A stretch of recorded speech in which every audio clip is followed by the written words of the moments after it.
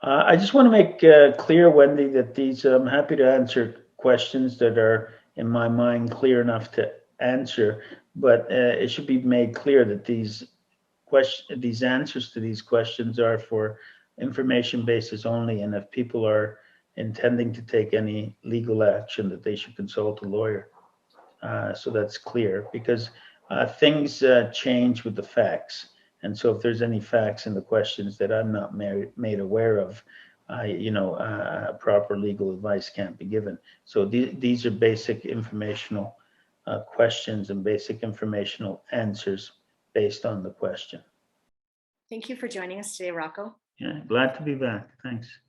So the question today is anonymous. My family and I are First Nation Métis people, government card carrying status. We fall under Section 35 of the Charter, which exempts us from the notwithstanding clauses.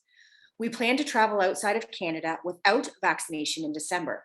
Can the Canadian government force First Nations people with Section 35 Charter rights to quarantine when they return to their inherent home? Well, the Canadian government can, under the Quarantine Act, impose quarantine provisions. However, they can't impose the location of the quarantine.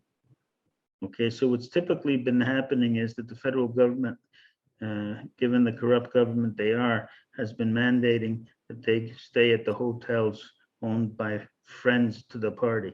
They've stopped doing that as of late, I hear, but all you need to say is no thank you to the PCR test, because that's contrary to 14(1) of the Quarantine Act, and say, yeah, I'll be quarantining my 14 days at home, thank you. So if the provincial government recommends or demands quarantining at home, then that is enforceable by the government? The provincial government has no jurisdiction over quarantine. Any quarantine orders by the province are unconstitutional. So it's only the federal government, when you're coming from outside the country, that can impose quarantine. When they speak of provincial quarantine, it's a misnomer. It's rather isolation. So if you have an outbreak of a health crisis in a localized area in the province, they can impose, quote, quarantine. It's not actual quarantine, it's isolation measures for people. So, if there's a derailing of a poisonous gas from a cargo train, they can clear the place and isolate it. But that's not quarantine. The only people who have, the only body or government that has jurisdiction of quarantining under the Quarantine Act, it's a federal act, is when you come in from international borders.